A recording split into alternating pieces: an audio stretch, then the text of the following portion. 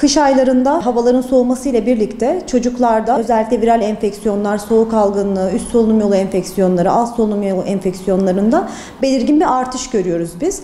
Bu mevsimsel olarak bizim her sene yaşadığımız bir durum. Havaların soğumasıyla birlikte özellikle kapalı alanlarda fazla bulunmamızdan, temasın fazla artmasından kaynaklı olarak bu durumların sıklığında belirgin bir artış görüyoruz. Bu solunum yolu enfeksiyonları direkt temas, damlacık yolu gibi yollarla özellikle de hani okullarda çocukların birbiriyle sık temas ettiği yerlerde sıklıkla yayılıyorlar. Özellikle geçen sene aslında pandemiden kaynaklı olarak evlerde hani kaldığımız için okulların kapalı olmasından kaynaklı olarak ve maske kullanımının artışıyla birlikte bu süreci biz daha hafif atlatmıştık aslında.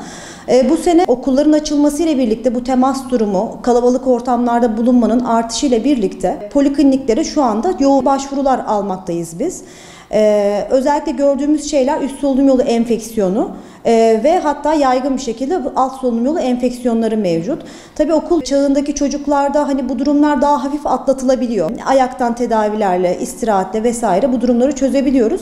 Ancak hani yeni doğan dönemindeki bebeklerde tabii ki bağışıklık sisteminin daha düşük olmasından kaynaklı olarak alt solunum yolu enfeksiyonları ve hastanede yatışlı tedavi süreçleri daha yaygın görmekteyiz. Bunun için yani özellikle sosyal mesafe ve maske kullanımı daha da önem arz etmekte aslında bu durumda. El hijyeni, mesafe, maske kullanımı ile birlikte bu damlacık yoluyla ve bulaşan enfeksiyonların sıklığında biz azalma sağlamak bizim elimizde aslında. Tabii aynı zamanda hani sağlıklı beslenme burada önem arz etmektedir.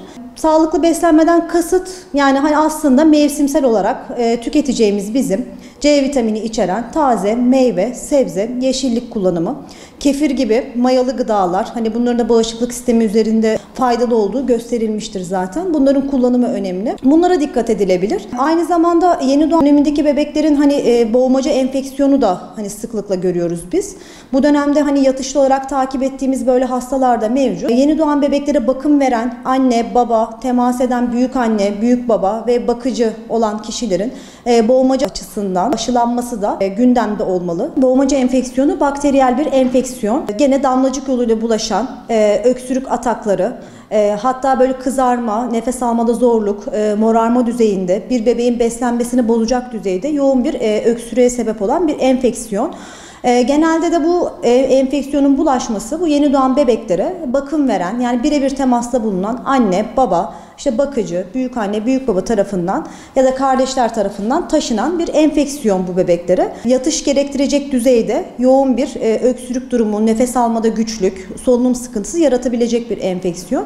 Bunu engellemek adına bakım veren kişilerin, birebir temas eden kişilerin boğmaca aşısıyla aşılanması söz konusu olabilir.